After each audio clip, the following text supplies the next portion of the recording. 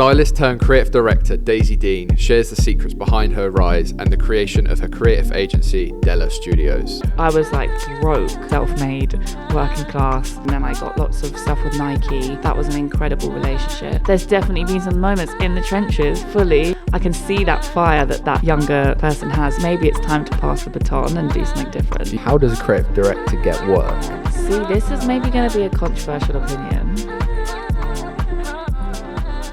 Cool.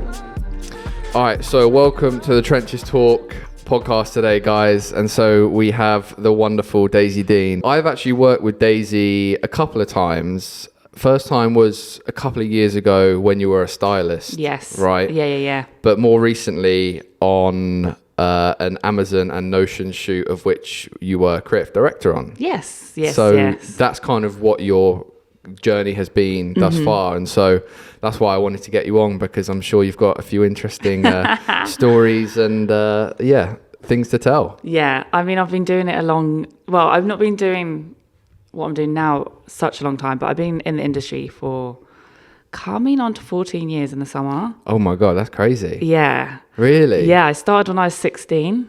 Oh my, so, okay. Oh, wow. Yeah. Straight in. So I have lots of stories. I've kind of been through the transition of I started sort of in the early fashion era of magazines where it's kind of the world and the industry's developed and become a bit nicer and a bit more normal since then. So I've kind of lived through different eras. Right. Which is kind of interesting. Okay. And what era is your favorite?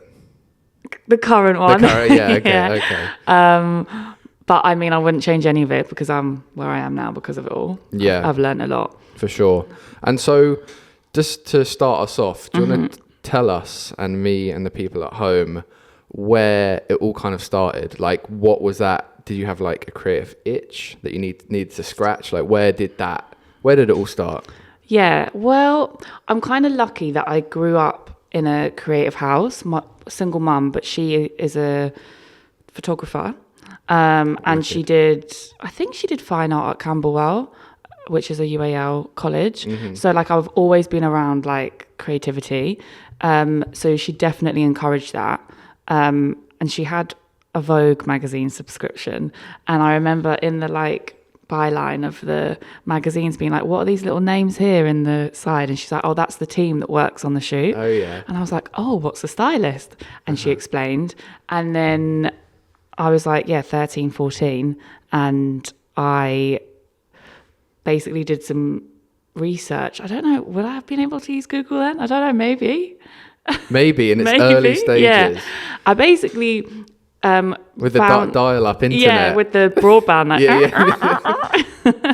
What is a stylist? Yeah. I basically became obsessed with fashion magazines. And once I figured out what a stylist was, and then I looked at the only books in Waterstones and stuff, and there was one book on fashion styling, and I just read it front to back, and I was like, okay, because people knew a lot about fashion designers, but there wasn't much about stylists. I mean, if you were in the fashion industry, you knew then, obviously, but I was in Newcastle at the time, what's a fashion stylist? Yeah. So I decided that was what I wanted to do, and I sat my mum down at 14 and was like, so mum, I want to be a fashion stylist. And she was like, great, okay. And I'd already started working a Saturday job, and I was like, I'm going to save up my money, and I don't think I'm going to go to university, and I think I need work experience. I've looked, there were, at the time, I don't think UAL and all that were doing styling courses. So there was one in Epsom, and I was like, Epsom isn't really in the heart of the fashion industry. So I was like, I'm going to move back to London when I'm 18, and I'm going to try and get a job. And from 16, I got an opportunity to do some second assisting. Cool. And then I kind of just went from there. Nice. And then I moved to London when I was 18, got a job at a magazine. And then made up my way up through magazines, and then kind of different styling journey to now creative direction. Wicked. And so that first opportunity, how did that come about? So that actually came about through my dad actually listening to what I wanted to do, which I was very surprised. Oh, that's sweet. Yeah. So he was a tree surgeon in London and Brighton, and he chopped down a fashion stylist tree. Oh, no and way. she was like a mega stylist, like had been at Vogue, like did Victoria's Secrets, like was mega. And she happened to be a really nice stylist, and she was like, get your daughter to come and second assist me. Mad. And so I just got on the train from Newcastle. And I remember it was the time when Cheryl Cole was huge, and I was wearing like the Cheryl Cole combats and the boots, and like I'm really ready to like work, and realized I actually just needed to wear like trainers and blacks for a second assisting. And it was a Sainsbury's Christmas campaign, and I was like, wow, this is quite a like mega production to be my first job. And I just worked really hard. I said yes to everything. I ran around. Nothing was too big a ask. And I think I like shone out, and she was like, okay, great. And her first assistant was incredible. And she taught me like how to steam, how to pin. And then this amazing stylist, Caroline Titcombe, she's called, she got me back. And then she was like, you should do internships. And so I didn't even know that magazines did internships. I wasn't that savvy. And so then I took it upon myself from sort of 16 to 18 to email every fashion department consistently. Like literally I would email Cosmopolitan like every week. Really? Yeah. What, just asking for like experience? I really wish, can I do it? And then eventually More Magazine gave me an opportunity to do work experience for 2 weeks. I was like, oh my God. And More Magazine was like every 2 weeks, it was aimed at like 16 to 30-year-olds. It was like, had sex in it. It was like a really like teen girl's dream magazine to work at. And I got there and I did 2 weeks, and then they loved me and they kept asking me back. And then eventually I did like big stints. And then by the time I'd finished my A-levels, they'd offered me a full-time job. Oh, and amazing. so I literally finished my A-levels, moved to London 3 days after, and started working. Amazing. Yeah. That's so good. Mental to think about it. I like dropped some A-levels. I was doing like 2 weeks at school in Newcastle, and then I spend 2 weeks in London doing work for free. I'd come back to Newcastle and work my evening job so I could pay for the trains to go to London. Oh my God. And it would be that cycle for a couple of years. That's sick. That's amazing. Like, it's crazy that it all started at that one point because of your dad cutting down. Yeah, ironically, we don't speak, so but he did do one good thing. Yeah, but like that's crazy how you can kind of pinpoint it back to kind of that the one exact point moment. And I was very lucky. Like, not everyone has that opportunity, but the rest of it, like the emailing, all the magazines, I think that did have a big effect. I wouldn't have got More Magazine if it wasn't for that. I did have one shoot experience on my CV, so I guess that helped. But yeah, but I'm guessing that job gave you the confidence to then email these people and be like, yeah, like I guess I was kind of a go-getter as well, though. Like, Sure. I had it like set in my sights, and I've been working for a young age, so I wasn't scared to talk to like, you know, adults as such, because when you're 16, they're big scary adults. Yeah. But yeah, it's funny to think where it started. Yeah, that's really cool. Like, it's so to kind of have that within you at such a young age as well. Like, I still struggle with emailing people and like putting myself out there like that. But like, that's kind of what got me to where I am today, just by being like, fuck it. Like, but what's the worst that would happen? They say no. Yeah, it's like, so true. It's not that deep, or they don't respond. I know. Like, it's always worth the ask, because you never know what could happen if you don't. Like, sometimes I've just literally emailed people being like, I think you're sick and I want to work with you.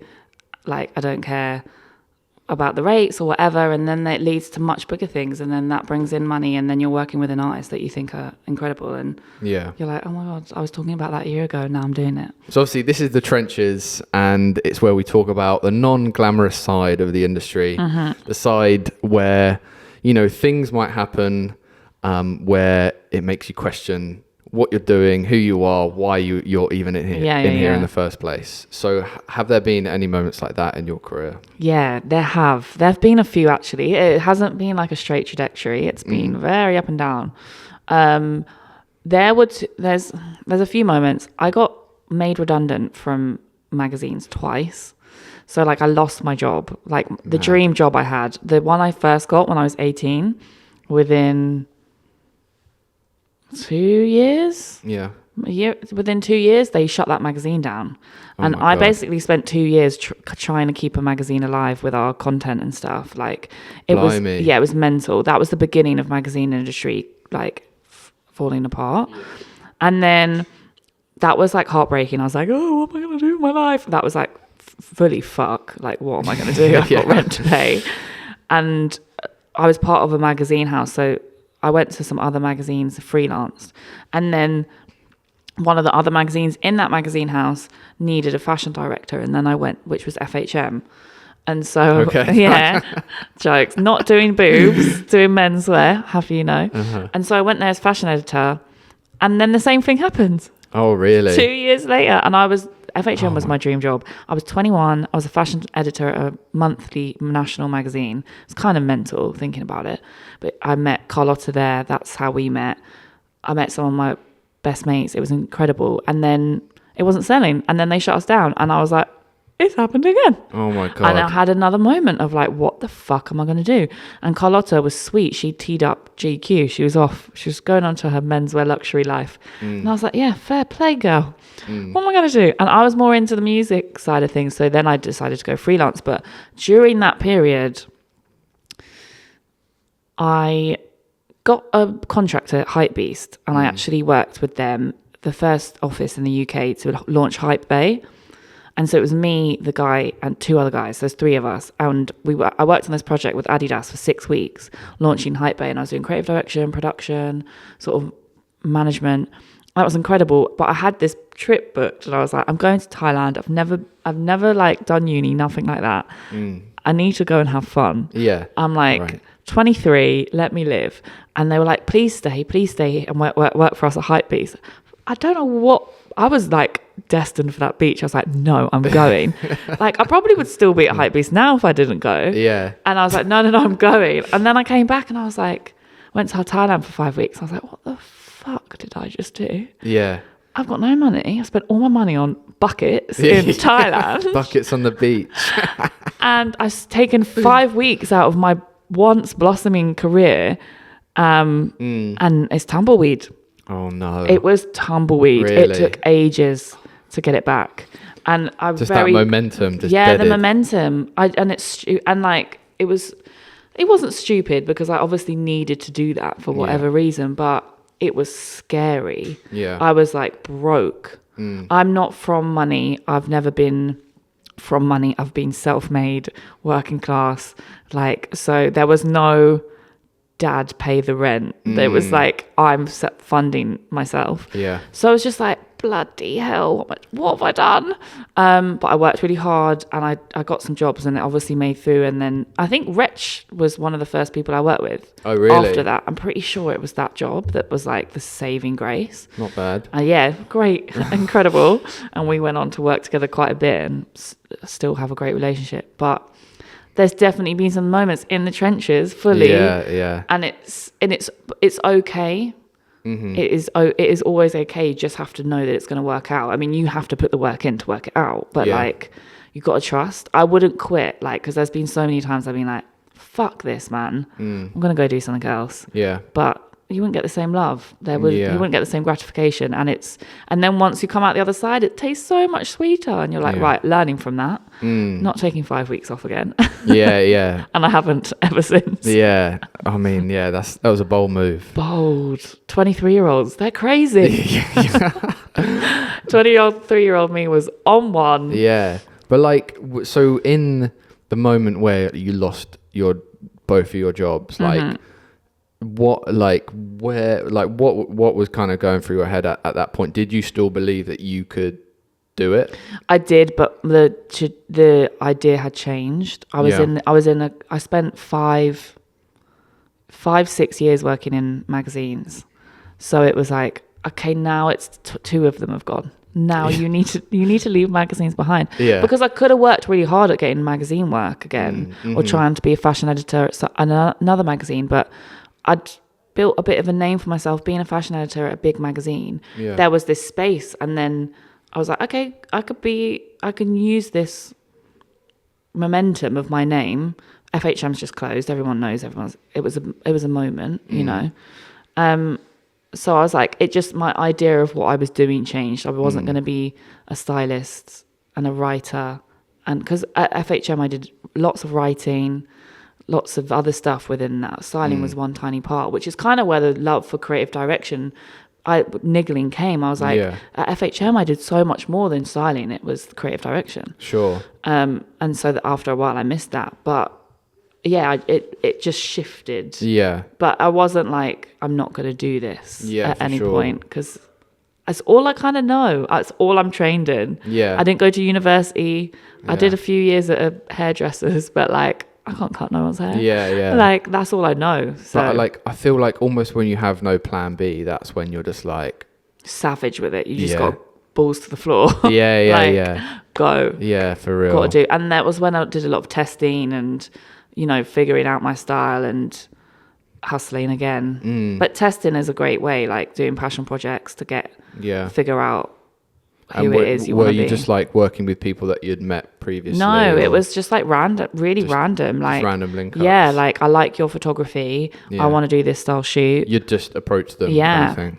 And I think it happened both ways. I think I probably got approached as well. And I still do that now. I still get approached now. Yeah. And I still do that. Yeah. Like, I still do passion projects with people I want to work with.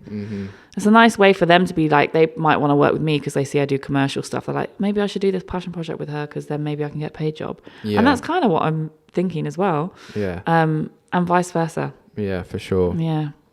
So yeah, like chat to me maybe more about like the last couple of years. Because obviously you were a stylist. And you're working with like celebrities on editorials, music videos. Like, chat to me about kind of that bit and how that has kind of shaped you. Kind of just like fell into this space after working with musicians at magazines that like I had this portfolio. And I just, became a bit of a like person in the industry, I guess. And then I got lots of stuff with Nike. That was an incredible relationship. I styled lots of campaigns for them and became sort of their like go-to in London, and it was incredible. I learned so much. I worked with amazing talent. I worked on the Nothing Beats a Londoner campaign, which is still one of my like iconic hero career moments. Everyone references that still to this day. It was so good. They spent months making that. Yeah. That's great. I did some of the talent. They brought me in to do like gigs, Huss, AJ Tracy, some of the footballers, Sims, and we did gigs. Gigs' scene was obviously on Rye Lane in Peckham, and I'm from Peckham. Okay. And so like it was a real like I actually welled up when that happened because I was like, I'm being brought to set on Rye Lane. They've shut Rye Lane down. I'm styling gigs like the godfather of grime in our ends together, and that was amazing. But so I sort of worked with musicians, and then I worked with a pop star called Ella Eyre, and she's been a huge part of my career, like massive, what I'm sort of mostly known for. And she left her major label at some point, and then she went independent, and at that point she was like needed a bit of a creative person, and I was like, well, could I do it maybe? And she trusted my creative opinion, and she was incredible and was like, yeah, let's do it. And so we did something for her independently, and then she signed to another major, and then when she signed at the major at Island Records, she was like, can I bring my own creative director? And that was me. Jeez. Which was amazing. So I was working with Island Records, this huge, she was a priority act, so we had a huge team, and we go in for planning meetings every month. And unfortunately, like, the relationship with her and Island didn't progress into like releasing loads and loads of stuff, but we have like quite a lot of stuff that never went out, but like It was an incredible learning experience, and we did have quite a few singles and artwork and videos, and then lockdown hit, and then we had to do stuff in lockdown, and that was kind of mental, doing music videos on Zoom. Oh yeah. Actually filming it. Yeah, she Zoom. Like put up a whole set in her house. Yeah, they sent cameras. Yeah. And it was a VFX video, so she had to put the dots on her face because she had VFX. It was mental, and I was sat on Zoom getting pissed on wine. You look great, sweetie. That was actually such a wild time, wasn't it? Mental to think back to it. I directed one via Zoom as well, and it was mental. Weird. It was really weird. Another one of mine, we did another artist I was creative directing for in lockdown, also released loads over lockdown. And when she did like a drone video. So the guy went to Scotland where she was quarantining or like in lockdown. Flew a drone and he like stood in a field like meters and meters away and like did a drone thing. And I was on Zoom like, yeah, I mean, it's good. I'm not there. I can't really tell. So weird. Incredibly wild time. Yeah. Like, it's actually mad to think back. I know. So yeah, then I did lots of creative direction for musicians and word of mouth and recommendations. And now I'm here just doing creative direction. I don't really do styling anymore. And I opened a creative agency also in lockdown, Mentalist. Yeah. And now I'm here. No, on this podcast. Chatting Chat game. Shit. Yeah, that's it. Well, no, like, yeah, that's sick. I mean, like, that's kind of one of the reasons why I wanted to bring you on, because like starting your own thing is such like a mammoth task. And I'm just like, kind of one, like, what inspired you to do it? And two, like, how did you actually do it? This is going to be like maybe a bit of an underwhelming response, but I did it because I was still styling at the time and things got confusing and I needed like another entity that was purely creative direction, because Daisy Deane was still styling and I had worked quite hard at a relatively well-known name within certain areas of London, like not totally toot my own horn, but I needed to separate the two things because the two things existed at the same time then. So I was like, fuck it, I've got clients. Let's open up this agency. And then also the agency's changed and developed over time. I had originally started it as like an agency that was like, you know, a 360 service, which it still is, like creative production, can deliver you everything, casting, talent. But I also had this other side where I wanted to represent creatives as an agent, but in a fair manner. Yeah. And it worked. I did do it and I had this incredible roster of creatives, but I was just taking on a bit off more than I could chew. I was styling, I was doing creative direction, and then I was trying to book people's jobs and manage their calendars. And I was like, no, they're two things need to be separate. So I got rid of that lane and I just focused on the creative direction.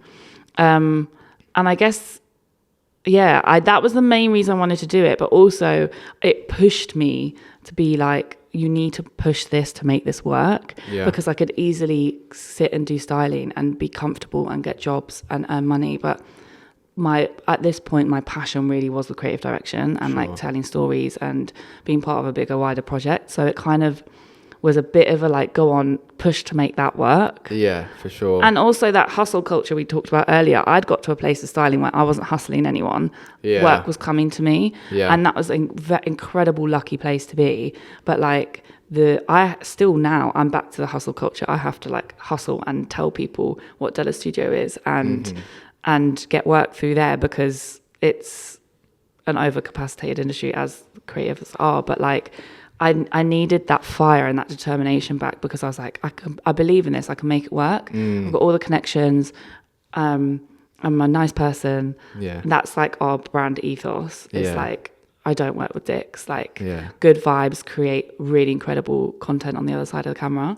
And I was like, let me just try it. Yeah. So I sort of did it. I did like loads of promo when I opened it, like fly posters and merch, and tried to make a bit of a buzz. Yeah. And then just got to it with the projects I was already working on. And then some others sort of came to me and I'm hustling more. So like I think that's so sick, honestly. Like, you were styling, I'm a DP. That's one mountain to climb. And now, like, obviously you've started DELA Studios. I kind of run the Trenches channel. It's like, damn, I've got another mountain to climb. And it's just like, like you're there at the bottom just looking up and you're like, fuck. When you felt like you've done it before as well. You're like, oh, this familiar, uncomfortable space that you know can bring greatness and can turn into something great, but it's going to take loads and loads of effort. Yeah. And you've also got fingers in other pies, and life's a bit more challenging as you get a bit older. You've got like your work-life balance is different. Like I used to just work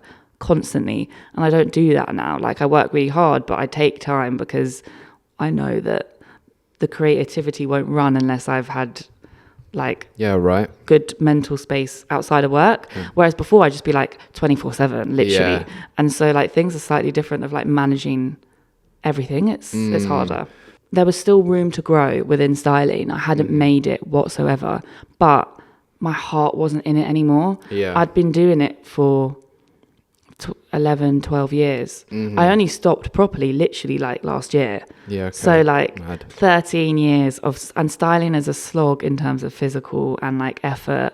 And there's a million stylists. And I also really believe in the new generation and giving them an opportunity. And I was just like, I can see that fire that younger person has to be a stylist, and that's not in me. Yeah. So I think maybe it's time to pass the baton and do something different. Yeah. Which I really do believe in. Like, and like that's such a good thing to realize as well, because otherwise you will just be climbing that and you'll just styling be mountain for forever, and you'll never like feel fulfilled, right? And you'll probably be doing it like Aggie, like, you know, we all get comfortable, like, oh God, this not another runway look that I don't have, or suitcase. It's like, I don't want to be that. I don't want to put that negative energy into the universe. Like, I want to be that's what creatives are. Like, we create and we are happy about it, and and it fulfills our soul. And I didn't want to get all narky and like, back in my day, wasn't like that. Or like, you know, like too big for your boots, and like if somebody comes to you with a job which might not be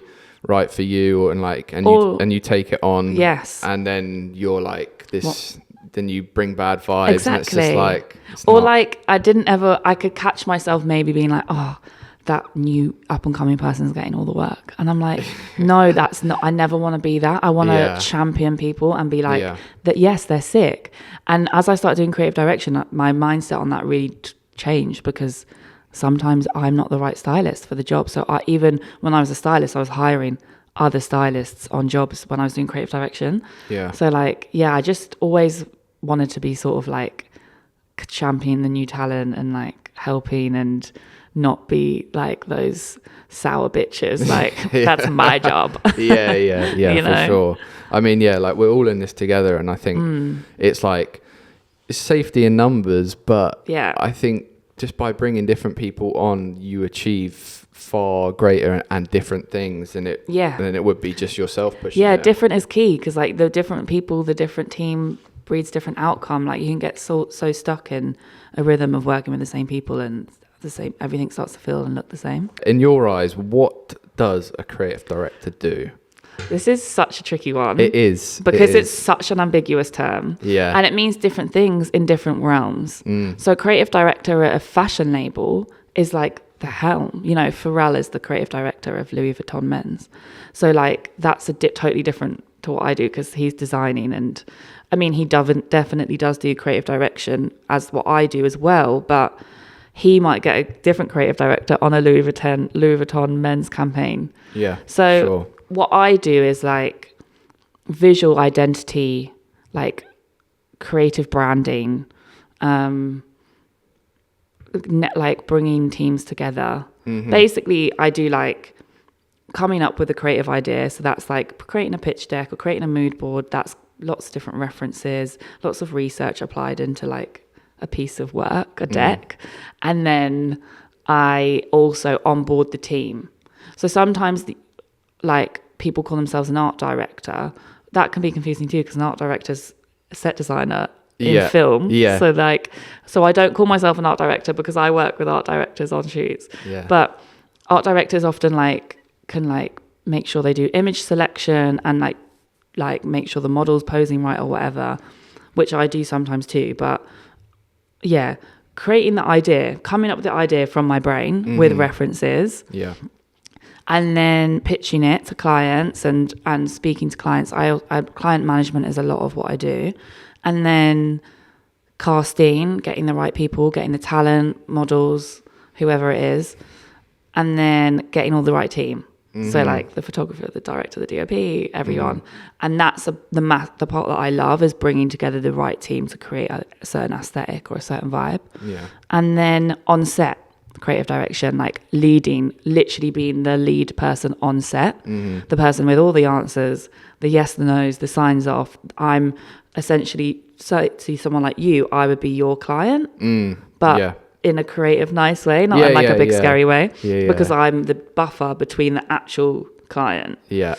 But when I'm working with a musician, I'm also the client because I'm the second pair of ears and eyes for the musician. So on set and then post-production, I also manage the post-production creative, like whether I like the way it looks, we go into the grade together, or the edit, the image selection, and then final delivery. Yeah. So it's kind of like a bigger role than like, I think, I'm still not sure. Yeah. Than an art director. Could be wrong. Well, no, it just sounds like you execute the vision. Yeah, but I don't do graphic design, which is something some people think creative directors...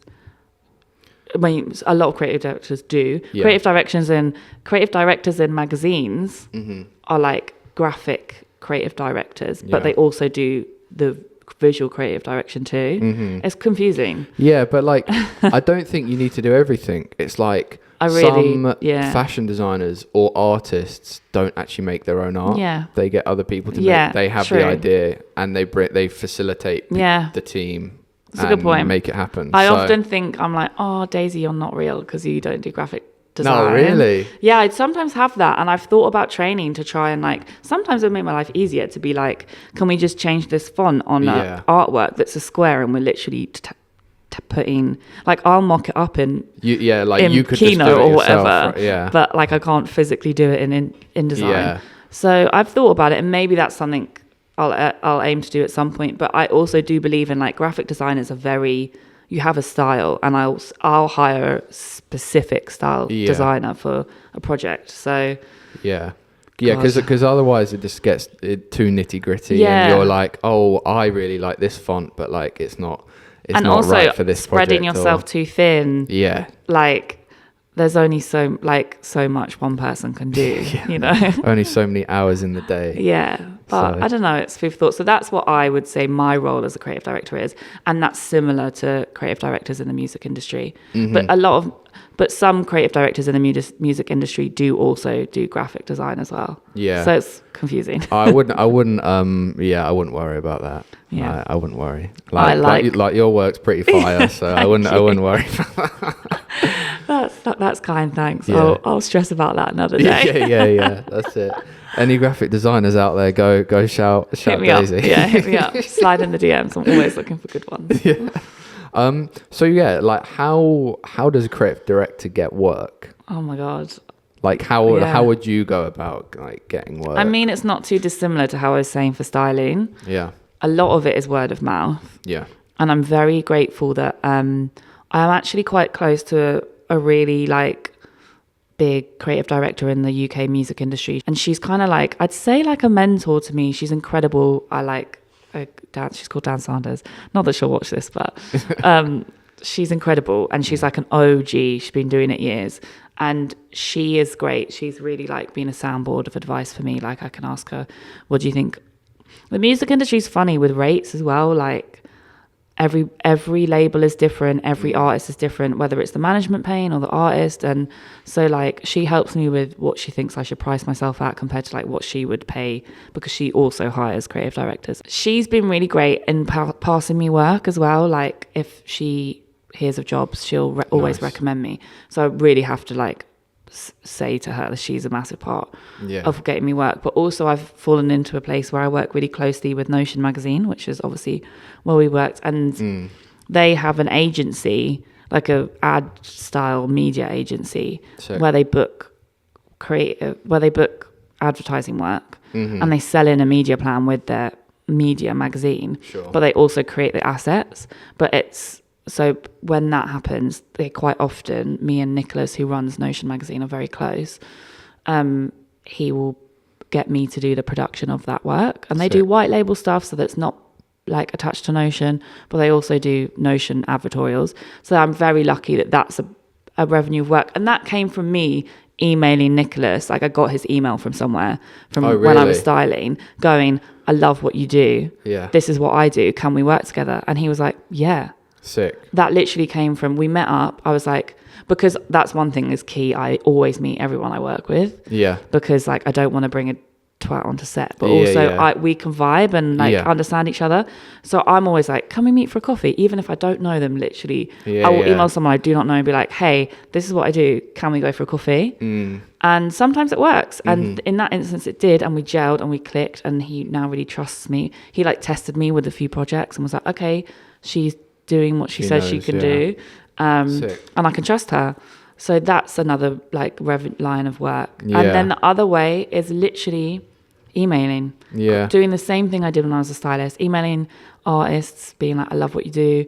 Emailing marketing managers and brands. DMing people on Instagram. I still do that now. Like I literally did that yesterday. Like this, it's kind of not, it can be like hard on the ego, but like I have to like suck that up because it can lead to great stuff. It's so true. And like just chatting to, I'm lucky I've been doing this a long time, so I've got like friends in different places and a big network. And you know, as like she's been on here, I'll hit her up and be like, do you know this person? I want to work with them. And she'll be like, okay, let me see if I know someone. Or like my friend who's a PR, I'll be like, who does their PR? Because I want to work with them. And I quite often will offer artists a shoot as well. I'll be like, I'll want to work with you. I'll do you a shoot. Because like, let me show you what I can do. For sure. And like do like a passion project shoot for free, you know, maybe fund it myself a little bit, but like get everyone on board, be like, listen, if we kill this, we could all work for this person. For sure. Just staying active. Literally hustling, keeping up the IG. Like I get work through that. That's for sure.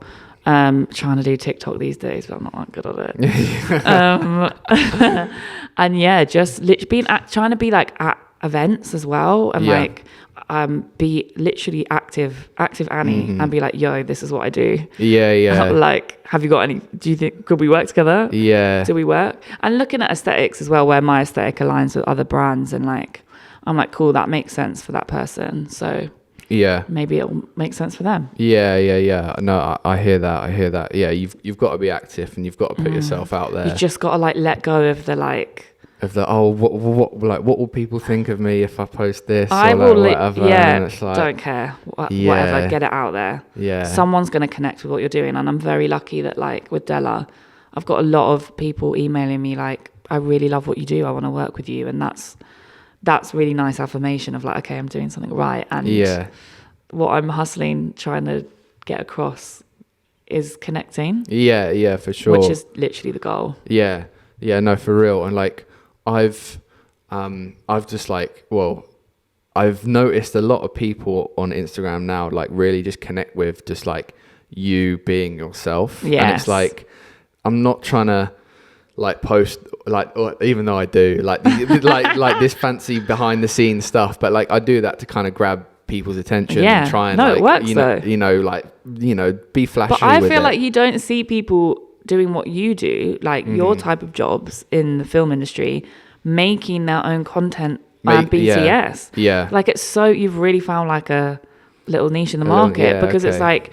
kids coming up and being like, oh my god, I want to film a Nux video, and they're like, come on set and see how I hook this rig up to a car. People don't understand how that works. But like a lot of people in the film industry are maybe I don't know, a little bit older, or they're too busy, or they don't have time, and it's nice that you do that. I think it makes sense. Well, I think it's so important. Like I've always seen Instagram just as like a really insane marketing tool. Like obviously I know people use it for their own personal stuff, but like I don't really use it for like anything personal, like too much. Like I keep my private life private, and my work stuff like I like to keep open, because that is how people fuck with you. If you're like open and you spread it. It's literally a tool. Like even with artists, like the first thing brands will do is go to an artist's Instagram over Spotify. Like for real. I mean, I hope long may it may continue, because I love using Instagram in that way as that tool. I hope it doesn't go anywhere anytime soon.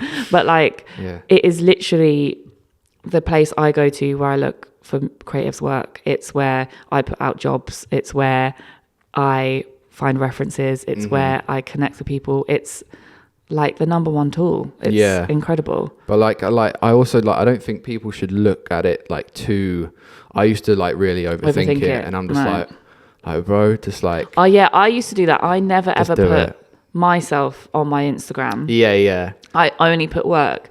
And someone was like, we can't connect with it because we don't see who you are. Yeah. And I was like, okay, that's a fair enough point. So now I do both. I like to keep my private life private. You're not going to necessarily find too much about me apart from the fact I like football, I live in Peckham and I have a dog, but those are avenues for people to connect with you. Exactly. And like sometimes I do a little hashtag ad, a little spawn, and like that's another revenue of work. And like that's because people want to hire creatives rather than necessarily influencers that don't do anything. Like I'm someone that does something. Yeah. So like it becomes part of the whole package, like branding myself as a brand as well. Yeah. Because that's how I then get work through DELA. It's like a whole cycle. So like I have to keep up that now because that's part of the brand. Then that's what people like to, I'm trying to just do like a talking to the camera once a week at the moment. I can't talking to camera. This is like that is brave. You're good at that, but that's you really get your personality across then. Like you think 100%. Okay, cool. You're like, he's a nice guy. That's good. Good. No, you're good. Keep up what you do. Thanks. Keep up the good work. Do you think you have a style as a creative director? Oh, that's tough. I know. It's a tough one. So I think you can say no, and like I do. I probably would say probably no is maybe a better answer because I do and I don't. Yeah. There's certain stuff I definitely won't do. Mm-hmm. So like, I guess but like if you go on DELA's page, we have a lot of different things, and I like to appeal to different briefs. Yeah. And I think that's something that maybe some people wouldn't agree with and like don't think that that's what a creative director is, and I totally get that, but I'm kind of bordering on a creative director that's running an agency, so trying to do like the whole thing. So there's incredible creative directors coming up at the moment that are very specific with their aesthetic and their style, and they will get hired to do that. And that makes sense, and they're killing it, and I love what they're doing. I haven't fallen into that space, I don't think. I think that you can see that there's a vibe, and I love to create beautiful imagery and work. But like if someone's, for instance, I did a shoot with Instagram, with Notion, and that was, they wanted it Gen Z based, very, very like, and I do quite a lot of Gen Z based projects, and that was like really sort of like, it was quite, neons and stickery and cute and shareable, and that's not something that's necessarily my taste, but I thought it looked great and it came out good, but that was for the brief. So like if I was to do stuff that just I wanted to do my stylistically all the time, then I probably have a bit of a clearer style, but I like to keep myself malleable. For sure. I think that's something maybe actually that I'm going to work on this year, is like maybe honing it in a bit more. Like I'm not afraid to say I've got more to learn and more to do. Like I'm not a perfect product. So I think that's what I'll probably be doing this year. You mentioned before this that you're going to do some personal projects. So that's probably what you would explore. Exactly. I love working with talent. That's something that will always remain, is like they have their story, they have a person. Like there's more to it than just a model.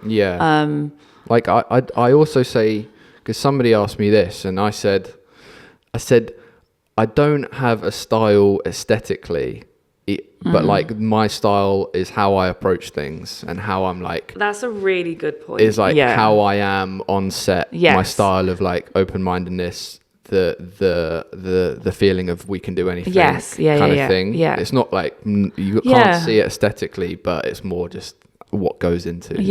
Maybe that's the same. Like I definitely have a style to who I am. Like there's a DELA studio style in terms of how we, when it's a DELA studio production, like you're fed well, people are nice. That's like key.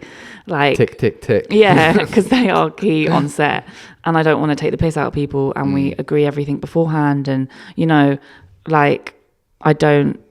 That maybe that's where this. I don't know. What do you think?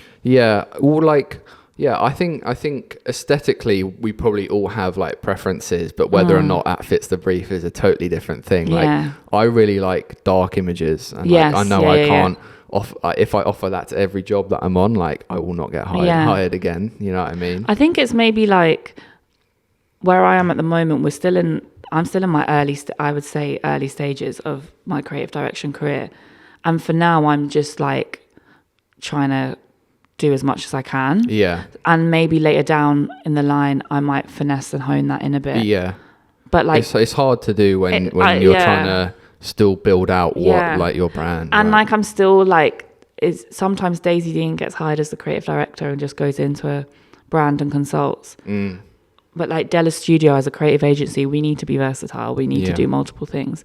But maybe it's like Daisy Deane, the creative director, has more of a finesse style. Yeah. And maybe that's something to think about. Yeah. Good question, Toby. No, thanks. Got the brain ticking. Yeah. But yeah, no, I think it's also something that just evolves over time as well with your tastes, your flavors. I think if I'd come into the industry, like boom, fresh out of uni or 18, I'm going to be a creative director.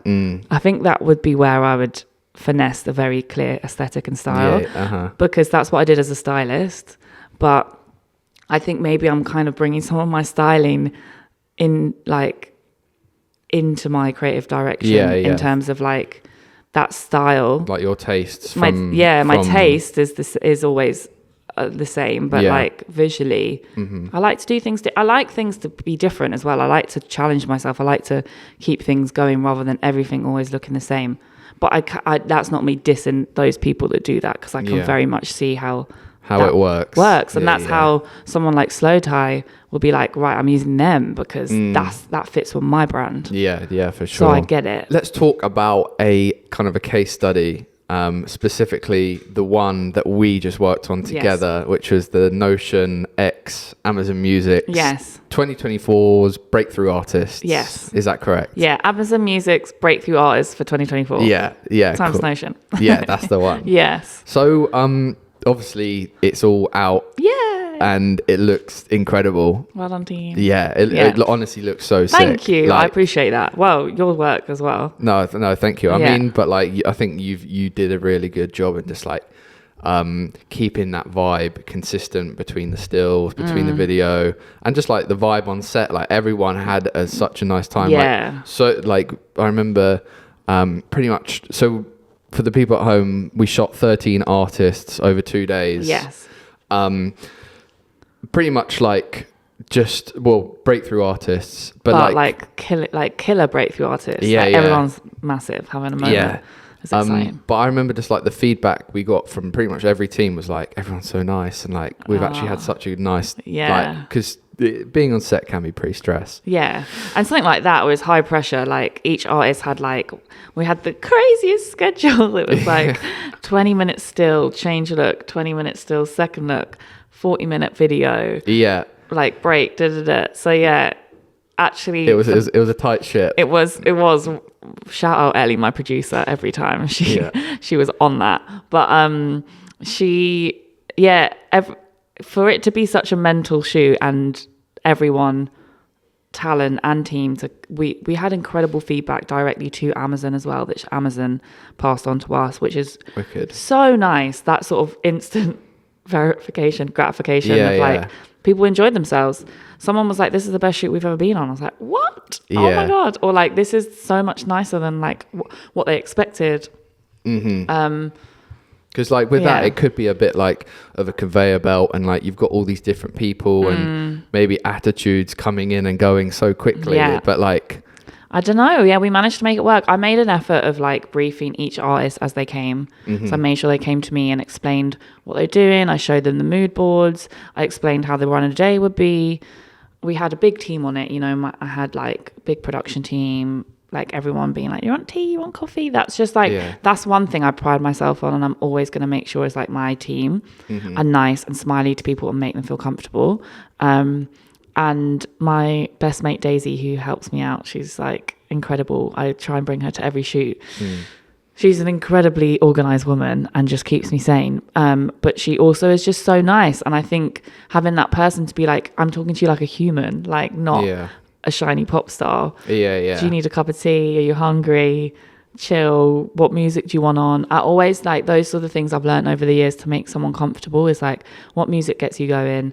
If I can tell someone's nervous, I've asked people, you know, can we lose set, have a closed set? Because some people turn up with like 5 managers, 2 publicists, and then there's like 5 Amazon, and they're all just like, and like this 16-year-old's like just made it. That might be a bit much, including me going, we're gonna do this, and I need you to do this, and so yeah, I was really pleased with the like feedback from that. It was, and now it's out. It's like, proud of it. No, but like what I did like, because you were like bouncing around, just like making sure, obviously everyone was okay, having a good time, etc. But like more just like sticking the vision on us. You know what I mean? Because like sometimes when I'm on set, sometimes the directors can be quiet, and then even for like the runners or the assistants, they don't know who the director is. Like, they don't know what's going on, and so it's nice that you kind of just make it known. like made it known, but like had time to go around and like make sure everything was like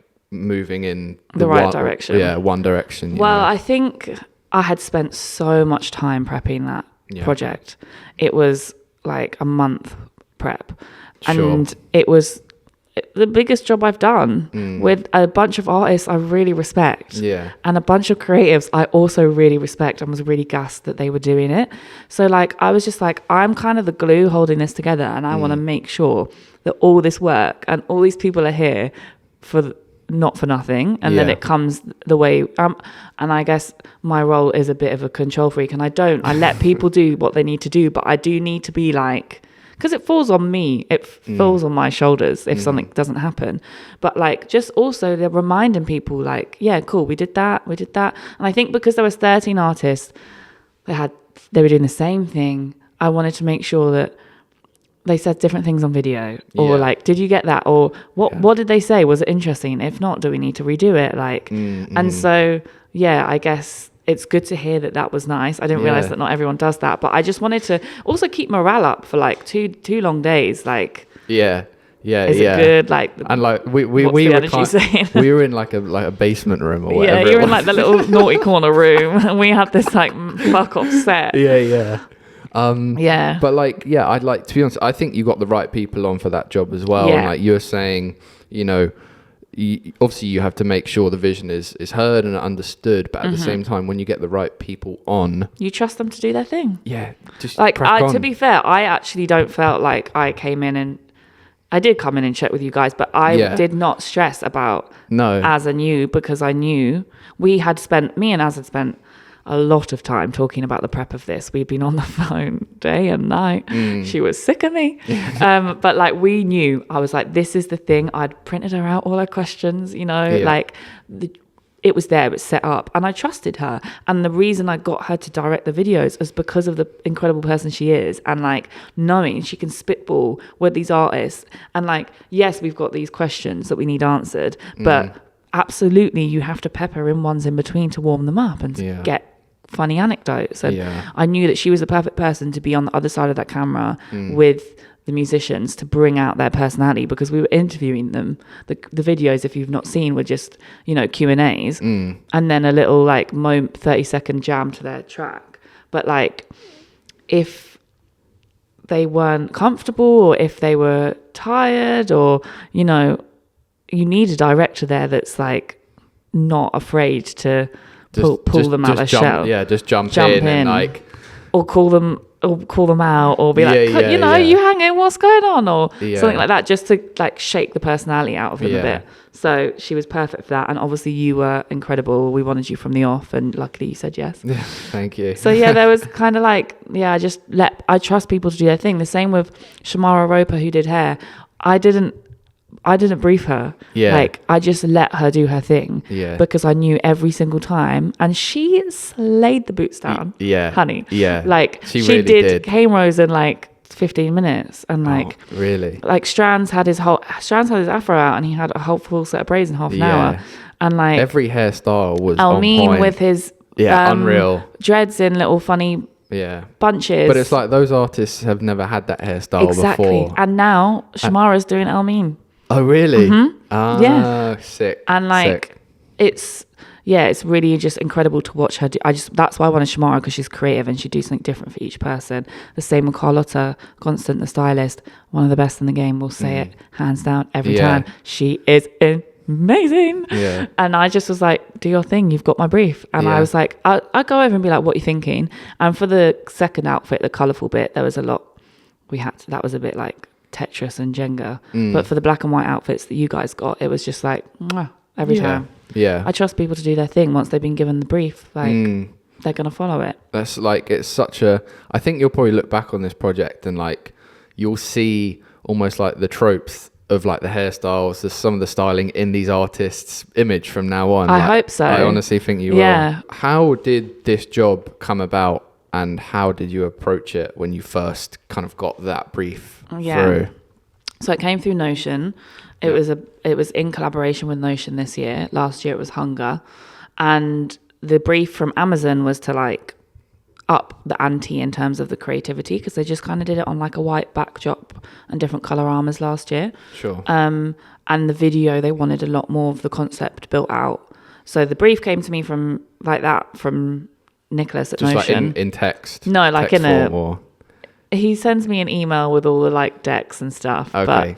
But, and then he was like, this is the sort of budget, and then what's realistic. So that's always really helpful. I've learned the hard way, pitching a creative that's way beyond budget, and then I've promised something and I'm like, oh God. We've all been there. Yeah, so I learned that last year actually. So I said, what's the budget, before I put the creative together. Good. Because they wanted something very creative, but I was like, there's only so much we can do. And then I was like, logistically, how's this working? Because if we're doing 2 days, we need 2 days for 13 artists. Yeah. Then you have to, like, boring, but you have to split everyone's rates in half because it's 2 days. Yeah. So then you're working to half the budget essentially.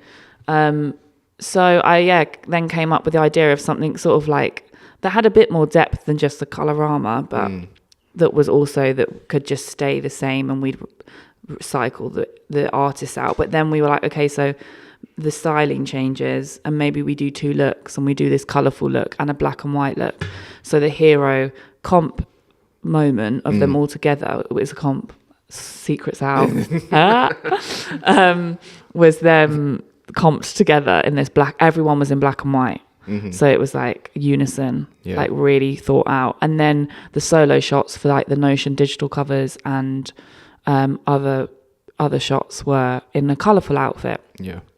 So that was kind of the depths of the like it was on a like mottled backdrop. We had carpet, really nice, rich, warm, depth lighting. Because last time it was very like glossy, sort of commercial, flashy. I wanted to maybe mix it up a bit. Sure. And then we had to wait for Amazon to confirm the artist. That was nothing to do with Notion or us. Okay. They all did that. Oh, so you found the artist out like at a later point. My God, yeah. It took a while. We're like, we need to know, because we need sizes for styling. It happened literally the week before. Oh my, okay. Yeah, it was so that was a mad rush. Yeah, Carlotta was like, what is happening? Yeah. She killed it. So yeah, and then it's like scheduling and figuring out, they told us when each person could come.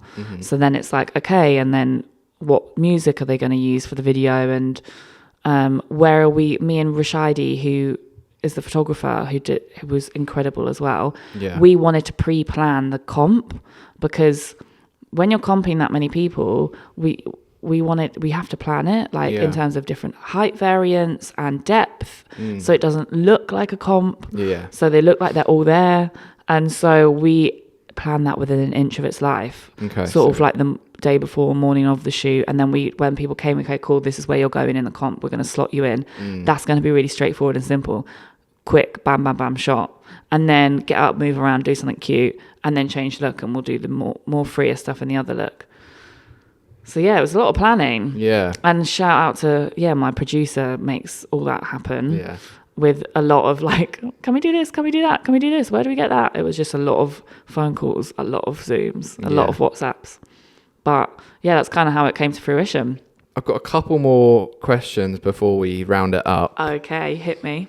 But yeah, I just wanted to get kind of your opinion on like the current climate of things and like the way things are going, how people are kind kind of perceiving things, how they're viewing things, how it's reaching them, kind of like basically. Okay. So like, what place is there for creatives in a world where art is becoming content, and that content is becoming faster, quicker, and more throwaway? Like, where do the creatives sit within that? See, this is maybe going to be a controversial opinion. Yeah.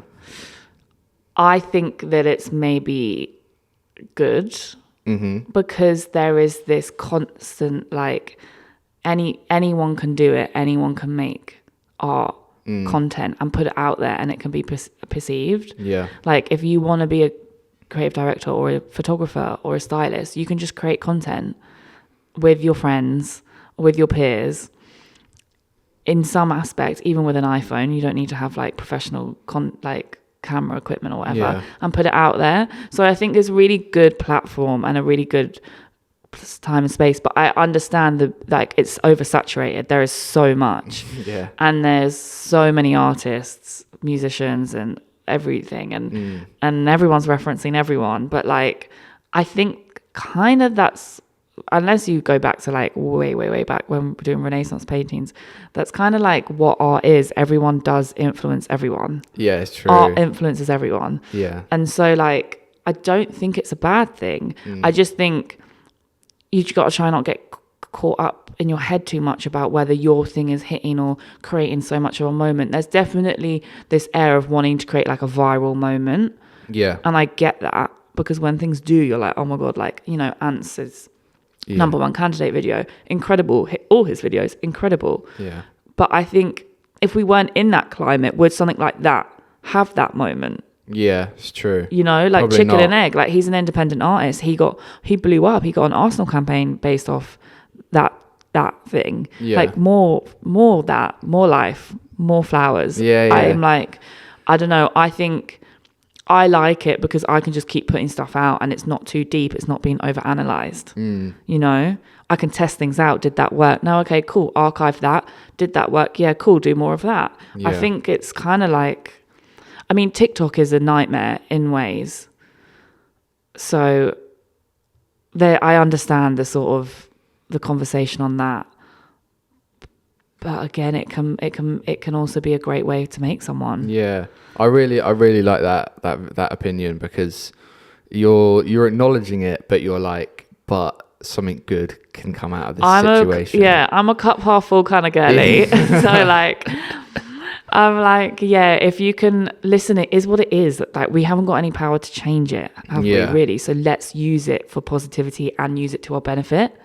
Otherwise, we're just all sat here grumbling, and what's the point? That's not getting us anywhere. Yeah, no, that's actually so sick. And like, I think I said that, like, but it's hard for me in the moment when I'm just like seeing all of this quick content, and then obviously like you try and put out a post of like a project that you've worked on for like a couple of weeks, couple months, and then like the algorithm just like deads it, and you're like, but because the algorithm, this is the thing, I try not to get sucked into like likes, like engagement. Yeah. I know obviously if you're creating something purely for that platform, then that's what you want. Yeah. Because you want people to see it and connect with it. But if it's just you're sharing your work that's gone out elsewhere, I try not to get caught up in the engagement in that, because like it's out there. It's true. You still did that project, and you're just sharing it. Like, and like you don't really know the other effect that, say you did a music video, you don't know how that's made somebody feel when they watch it. No. Like, because they're not going to comment, but they feel it. Exactly. You know what I mean? And like,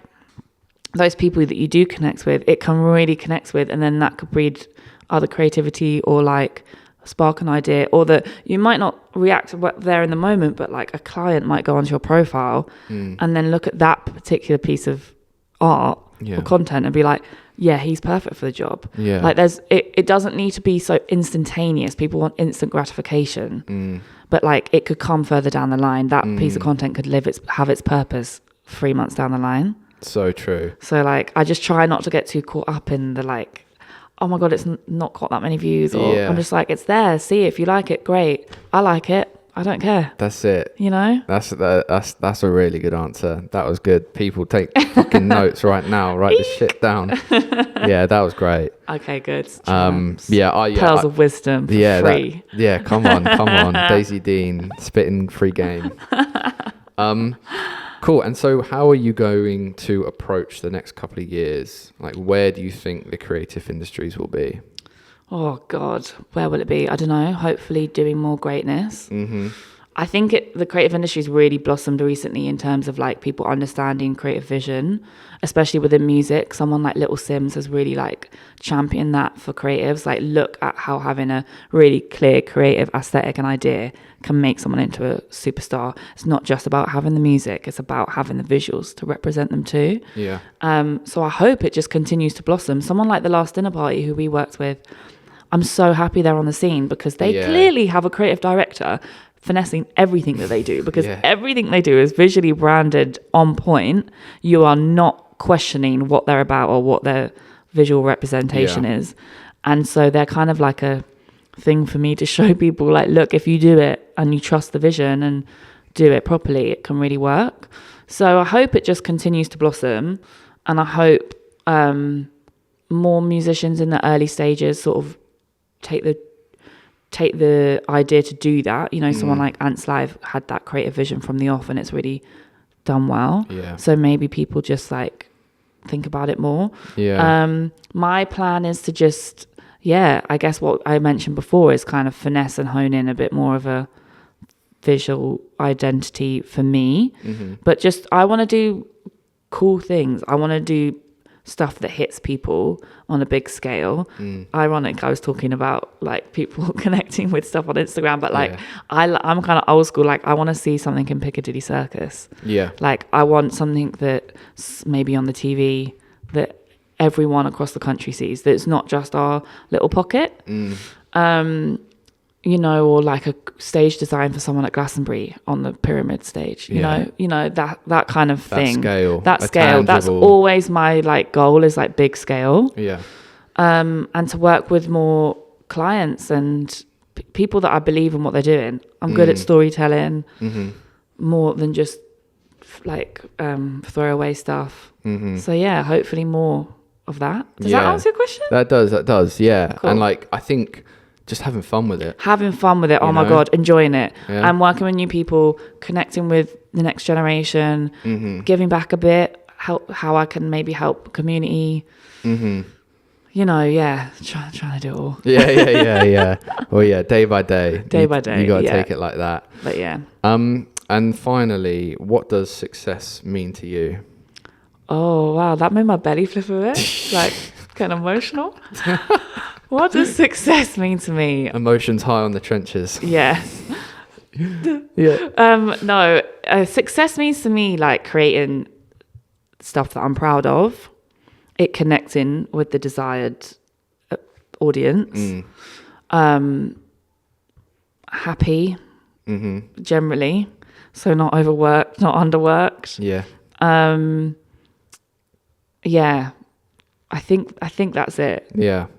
Just like making stuff I'm proud of that's connecting, and not overworked, not underworked, and happy, and creating, like pushing boundaries, doing new things. Yeah, nice. Enjoying it while doing it. And freedom. And freedom, a bit of freedom. To do whatever you want. Yeah, still maybe not what, Yeah, it's nice if you can do whatever you want. Yeah. I'm quite lucky that a lot of my clients let me have a bit creative freedom. Nice. Because that's what you want. You don't want to be honed in. No, for sure. Yeah. Well, Daisy, thanks so much for coming on. No worries. Thanks for having me. You guys go check out Daisy and DELA Studios. I'm sure they've got some interesting projects coming up this year. Yeah. But yeah, honestly, it's been sick talking to you. Thank you. It's been nice talking to you. Like, it's you don't often sit down and like talk about your career. It's nice. Yeah, I know. Hopefully it hasn't been too like interview. No, you're good. Formal. But, no. But we got down to it. We had to say what we got to say. Yeah, but no, thank you for coming on. You said some really interesting things. But yeah, everyone go follow Daisy, and we'll see you soon. Thanks.